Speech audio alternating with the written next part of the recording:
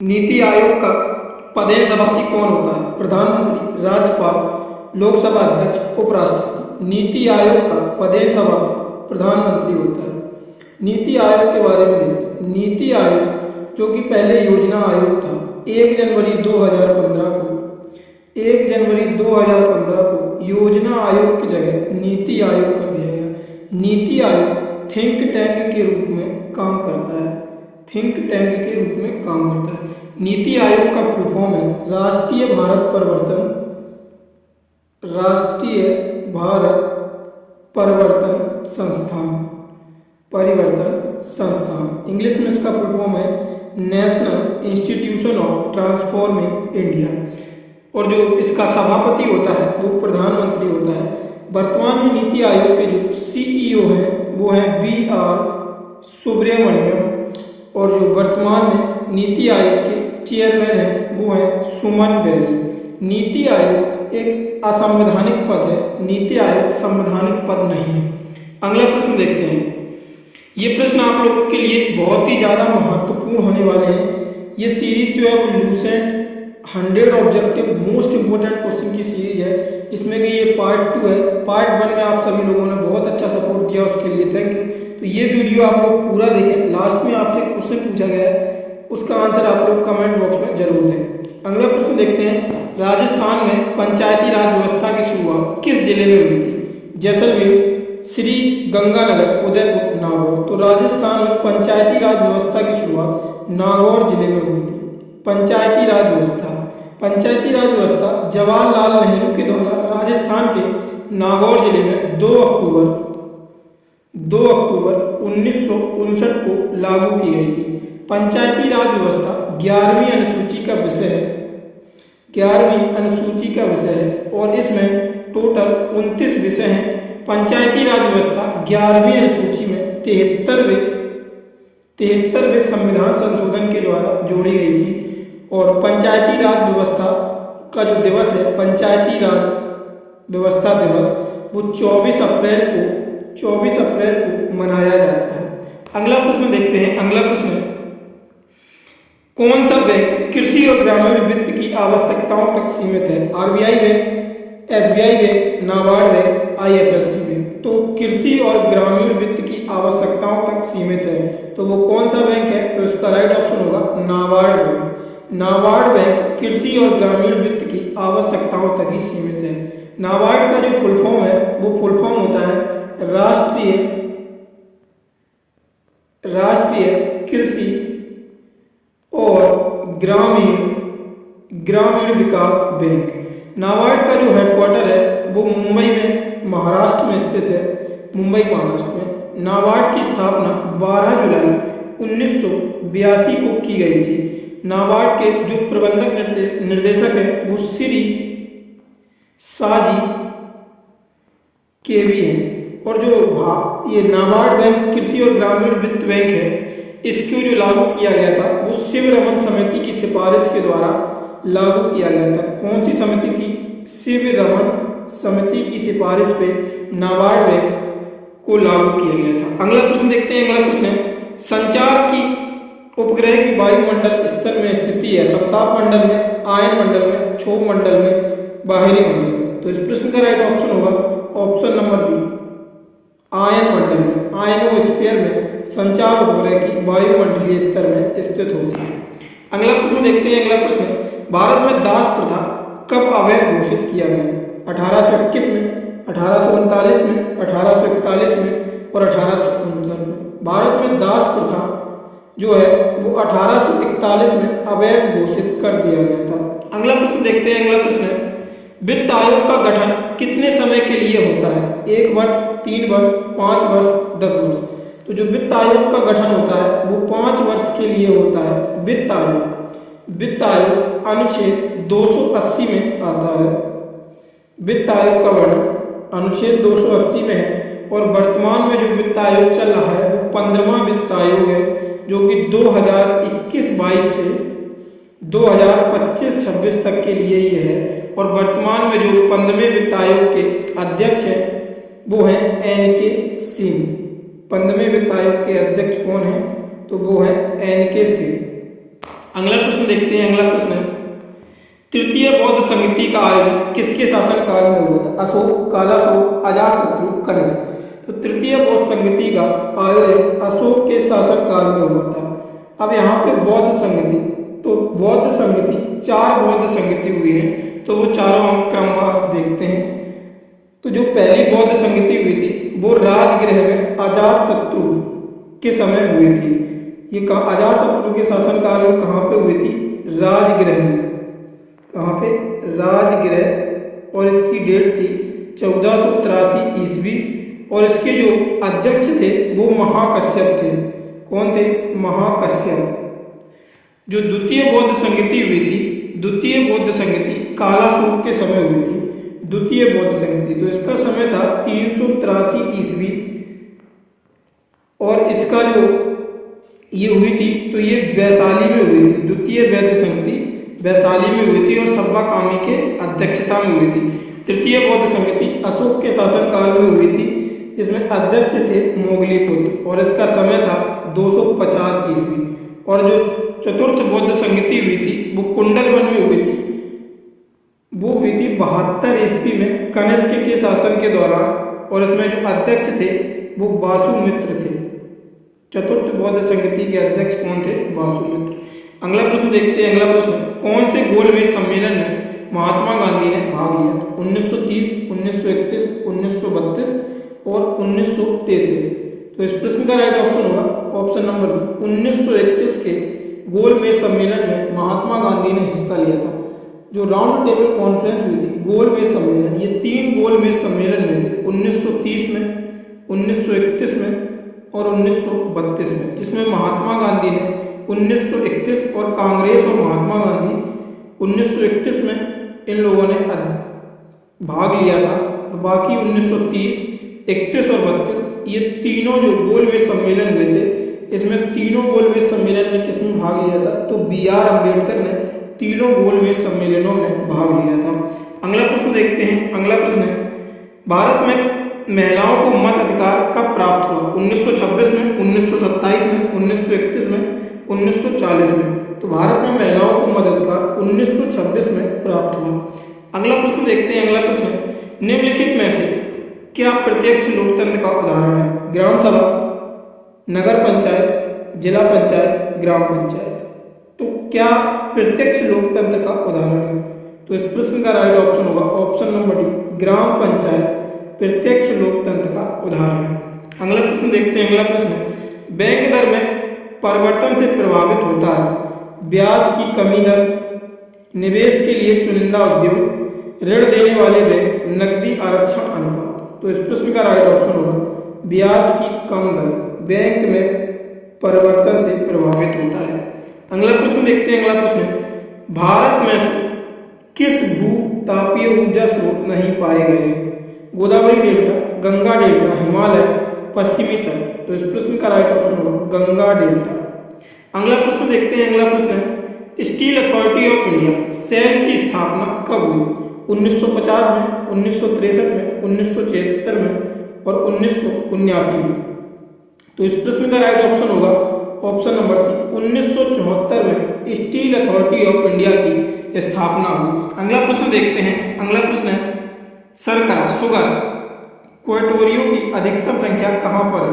उत्तर प्रदेश, झारखंड, मध्य प्रदेश, कर्नाटक। तो इस प्रश्न का राइट ऑप्शन होगा उत्तर प्रदेश। अगला प्रश्न देखते हैं। अगला प्रश्न है, निम्नलिखित में से किसे व्हाइट ऑफ द अर्थ कहा जाता है? क्रस्ट को, कोर को, मेंटल को, इनमें से कोई नहीं।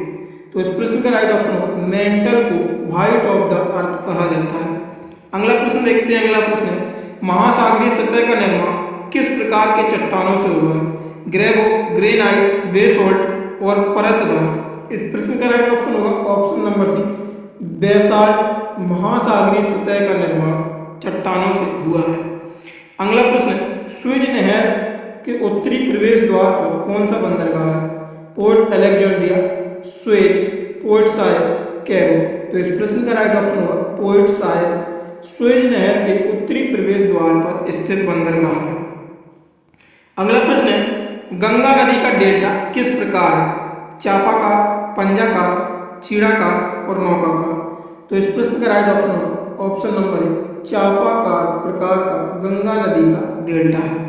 अगला प्रश्न देखते हैं। अगला प्रश्न, किस क्षेत्र के चरगाह को बेल्ट कहा जाता है? न्यूजीलैंड, नीदरलैंड, स्कॉटलैंड, दक्षिण अफ्रीका। तो इस प्रश्न का राइट ऑप्शन होगा ऑप्शन नंबर डी, दक्षिण अफ्रीका के चारागाह को बेल्ट कहा जाता है। अगला प्रश्न देखते हैं। अगला प्रश्न, भारत में तंबाकू विरोध दिवस कब मनाया जाता है? 5 फरवरी, 31 मई, 30 दिसंबर, 17 नवंबर। तो इस प्रश्न का राइट ऑप्शन होगा ऑप्शन नंबर बी, 31 मई को भारत में तंबाकू विरोध दिवस मनाया जाता है। अगर आप लोगों को वीडियो पसंद आ रही है तो वीडियो को एक लाइक जरूर करें और अपने दोस्तों के साथ साझा जरूर किया करें आप लोग। अगला प्रश्न देखते हैं। अगला प्रश्न है, एक नॉटिकल कितने मील बराबर होता है? 1.52 किलोमीटर, 1.65 किलोमीटर, 1.79 किलोमीटर, 1.85 किलोमीटर। तो इस प्रश्न का राइट ऑप्शन होगा ऑप्शन नंबर डी, 1.85 किलोमीटर एक नॉटिकल मील बराबर होता है। अगला प्रश्न देखते हैं। भारत में वैश्वीकरण की प्रक्रिया कब शुरू हुई? 1991 में, 1980 में, 1992 में और 1996 में। तो भारत में वैश्वीकरण की प्रक्रिया 1991 में शुरू हुई। अगला प्रश्न देखते हैं। अगला प्रश्न, भारत में राष्ट्रीय आय की गणना में किस विधि का प्रयोग किया जाता है? आय विधि, उत्पत्ति गणना विधि, ए और बी दोनों, इनमें से कोई नहीं। तो भारत में आय की गणना की विधि के लिए आय विधि और उत्पत्ति विधि दोनों का प्रयोग किया जाता है। तो इस प्रश्न का राइट ऑप्शन होगा ऑप्शन नंबर सी, ए और बी दोनों। अगला प्रश्न देखते हैं। अगला प्रश्न, बाजार के नियम प्रस्तुतकर्ता कौन थे? जेबीसी, मथॉल्स, रिकॉर्डो, इनमें से कोई नहीं। तो इस प्रश्न का राइट ऑप्शन होगा जेबीसी बाजार नियम के प्रस्तुतकर्ता थे। अगला प्रश्न देखते हैं। अगला प्रश्न है, राज्य वित्त आयोग एक है विधिक संस्था, असंवैधानिक संस्था, संवैधानिक संस्था, इनमें से कोई नहीं। तो इस प्रश्न का राइट ऑप्शन होगा ऑप्शन नंबर सी, संवैधानिक संस्था। राज्य वित्त आयोग एक संवैधानिक संस्था है। अगला प्रश्न देखते हैं। अगला प्रश्न है, भारत में स्वतंत्रता के बाद प्रथम आम चुनाव कब संपन्न कराया गया? 1947 में, 1949 में, 1951 में, 1952 में। तो भारत में स्वतंत्रता के बाद प्रथम आम चुनाव 1952 में संपन्न कराए गए थे। अगला प्रश्न है आपका, बक्सर की लड़ाई ईस्ट इंडिया कंपनी के द्वारा किसके साथ लड़ी गई? मीर कासिम, सादत अली खान द्वितीय, अली वर्दी खान, सिराजुद्दौला। तो इस प्रश्न का राइट ऑप्शन होगा मीर कासिम के साथ बक्सर की लड़ाई ईस्ट इंडिया कंपनी के द्वारा लड़ी गई थी। अगला प्रश्न है, भारत पहुंचने वाला डच व्यक्ति कौन था? हॉटमैन, फिलिप वन, फिलिप द्वितीय, इनमें से कोई नहीं। तो इस प्रश्न का राइट ऑप्शन होगा हॉटमैन भारत पहुंचने वाला पहला डच व्यक्ति था। अगला प्रश्न देखते हैं। अगला प्रश्न है, निम्नलिखित में से किस प्रकार की नीति का पलायन किया? गैर प्रतिशोध नीति, गुट निरपेक्ष नीति, गैर हस्तक्षेप नीति, इनमें से कोई नहीं। ये प्रश्न थोड़ा मिस्टेक है। निम्नलिखित में से भारत ने किस प्रकार की, यहाँ पे भारत होगा, भारत ने किस प्रकार की नीति का पालन किया? तो भारत ने गुट निरपेक्ष नीति का पालन किया था। भारत न तो चीन और रसिया के साथ है न ही अमेरिका के साथ। भारत एक गुट निरपेक्ष नीति का पालन करता है। अगला प्रश्न देखते हैं। अगला प्रश्न है, 1817 की पूना संधि के बारे में निम्नलिखित में से कौन सा सत्य है? पेशवा बाजीराव द्वितीय ने मराठा साम्राज्य के ना तो पद का त्याग दिया था, बाजीराव द्वितीय ने क्षेत्र का कुछ हिस्सा अंग्रेजों को दे दिया था, बाजीराव द्वितीय को ब्रिटिश सहमति के बिना किसी बाहरी शक्ति के साथ गठबंधन नहीं करने के लिए मजबूर किया गया। नीचे दिए कोड से आप लोग चुन सकते हैं, केवल एक और दो, केवल एक और तीन, और जो डी ऑप्शन होगा 1 और 2 3।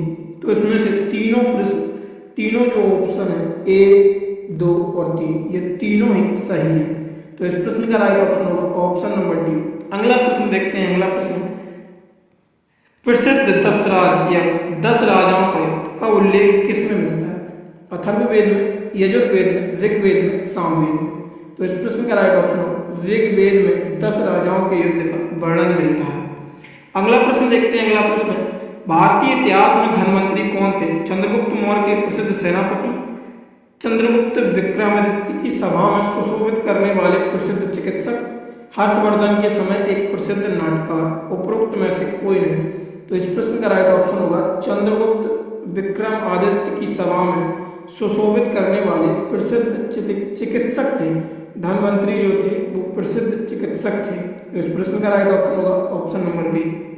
अगला प्रश्न देखते हैं। अगला प्रश्न है मोहनजोदाड़ो निम्नलिखित में से कहाँ पर स्थित है? पाकिस्तान के सिंध प्रांत में, अफगानिस्तान में, भारत के गुजरात राज्य में, भारत के पंजाब राज्य में। तो इस प्रश्न का राइट ऑप्शन होगा ऑप्शन नंबर ए, पाकिस्तान के सिंध प्रांत में मोहनजोदाड़ो स्थित है। अगला प्रश्न देखते हैं। अगला प्रश्न है बौद्ध धर्म स्पष्ट रूप से दो संप्रदायों में हीनयान और महायान में विभक्त है। प्रथम बौद्ध संगति में, द्वितीय बौद्ध संगति में, तृतीय बौद्ध संगति में और चतुर्थ बौद्ध संगति में। तो इस प्रश्न का राइट ऑप्शन होगा ऑप्शन नंबर डी, चतुर्थ बौद्ध संगति में जो बौद्ध धर्म था वो दो संप्रदाय में विभक्त हो गया था, हीनयान संप्रदाय और महायान संप्रदाय। यहाँ पे अभी मैंने आपको ऊपर भी बताया था और यहाँ पे भी बता देते। प्रथम बौद्ध संगति कब हुई थी? तो ये 483 ईस्वी में हुई थी और कहाँ पर हुई थी? राजगृह में। द्वितीय बौद्ध संगति 383 ईस्वी में हुई थी, ये वैशाली में हुई थी। तृतीय बौद्ध संगति 250 ईस्वी में ये कहाँ पे हुई थी? ये पाटलिपुत्र में हुई थी। चतुर्थ बौद्ध संगति 72 ईस्वी में कुंडलवन में हुई थी। अगला प्रश्न देखते हैं। अगला प्रश्न है मौर्य सम्राट अशोक के निम्नलिखित में से किस शिलालेख में एक ग्राम के भू राजस्व रियायत का उल्लेख है?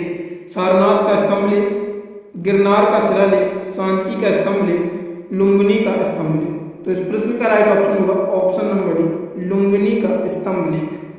अगला प्रश्न देखते हैं। अगला प्रश्न है चीनी यात्री फैगान की भारत यात्रा के समय गुप्त वंश के शासक कौन था?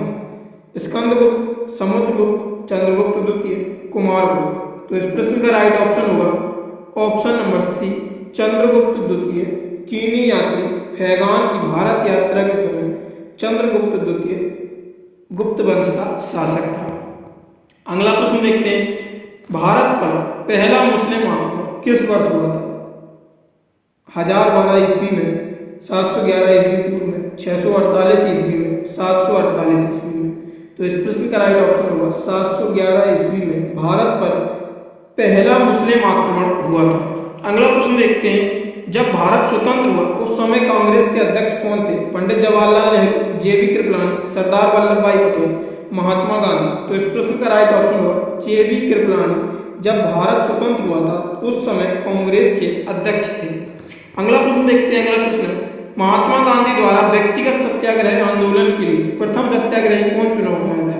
विनोबा भावे, सरोजिनी नायडू, सरदार वल्लभ भाई पटेल, पंडित जवाहरलाल नेहरू। तो इस प्रश्न का राइट ऑप्शन होगा option number A, Vinoba Bhave को महात्मा गांधी द्वारा व्यक्तिगत सत्याग्रह के लिए प्रथम सत्याग्रही चुना गया था। अगला प्रश्न देखते हैं। अगला प्रश्न निम्नलिखित राजपूत वंशों में से किसने 8वीं शताब्दी में दिलाई का दहली शहर की स्थापना की थी? सोलंकी वंश, तोमर वंश, चौहान वंश, परमार वंश। तो इस प्रश्न का राइट ऑप्शन होगा तोमर वंश के द्वारा दहली शहर की स्थापना की गई थी। अगला प्रश्न देखते हैं। अगला प्रश्न विश्व का सबसे ऊंचा रेलवे पुल किस नदी पर स्थित है? चेनाब नदी, ब्यास नदी, झेलम नदी, नर्मदा नदी। तो विश्व का सबसे ऊंचा रेलवे पुल चेनाब नदी पर स्थित है जो कि जम्मू एंड कश्मीर में बनाया जा रहा है। ये पुल एफिल टावर से 35 मीटर ऊंचा है। अगला प्रश्न देखते हैं। अगला प्रश्न भारत जनगणना वर्ष 2011 में भारत की कुल जनसंख्या 121 करोड़ में नागरीकरण का स्तर प्रतिशत क्या था? 35.15%, 32.15%, 30.15%, 31.16%। तो इस प्रश्न का राइट ऑप्शन होगा ऑप्शन नंबर डी, 31.16%। 2011 की जनगणना के अनुसार नगरीकरण का स्तर था। अगला प्रश्न देखते हैं। अगला प्रश्न है कौन से देश दो देश मैकमोहन रेखा विभक्त करती है? भारत और चीन, चीन और अफगानिस्तान, पाकिस्तान और भारत, पाकिस्तान और अफगानिस्तान। तो इस प्रश्न का राइट ऑप्शन होगा भारत और चीन के बीच जो रेखा बनती है उस रेखा को मैकमोहन रेखा कहा जाता है। अगला प्रश्न देखते हैं। अगला प्रश्न है प्रसिद्ध रूरकेला क्षेत्र निम्नलिखित में से किस देश में स्थित है? Germany, France, great Britain, England, रूस। तो इस प्रश्न का राइट ऑप्शन होगा ऑप्शन नंबर है जर्मनी। अगला प्रश्न देखते हैं। अगला प्रश्न है, निम्नलिखित में से भारतीय बैंकों में कौन सा राष्ट्रीयकृत बैंक नहीं है? SBI bank, Allahabad bank, Vijaya bank, HDFC bank. तो इस प्रश्न का राइट ऑप्शन होगा एचडीएफसी बैंक। ये प्राइवेट बैंक है जो कि प्राइवेट सेक्टर का सबसे बड़ा बैंक है।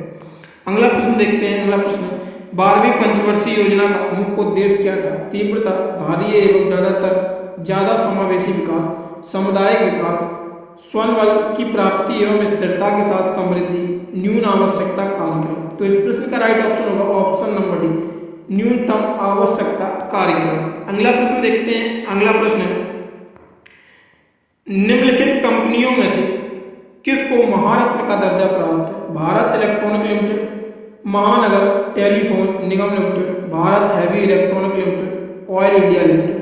तो इस प्रश्न का राइट ऑप्शन होगा option number C, Bharat heavy electronic limited को महारत्न कंपनी का दर्जा प्राप्त है। अगला प्रश्न देखते हैं। अगला प्रश्न है, जीएसटी की विभिन्न दरों के संदर्भ में अंतिम निर्णय कौन लेने का अधिकार किसके पास है? भारत के प्रधानमंत्री को, भारत के राष्ट्रपति को, संसद को, जीएसटी परिषद को। तो इस प्रश्न का राइट ऑप्शन होगा जीएसटी परिषद को जीएसटी की विभिन्न दरों में अंतिम निर्णय लेने का अधिकार प्राप्त है। और अब आपके लिए रहा आज का प्रश्न, नीति आयोग है। नीति आयोग एक है संवैधानिक निकाय, तदर्म निकाय, असंवैधानिक निकाय, इनमें से कोई नहीं। इस प्रश्न का आंसर आप लोग कमेंट बॉक्स में जरूर दें।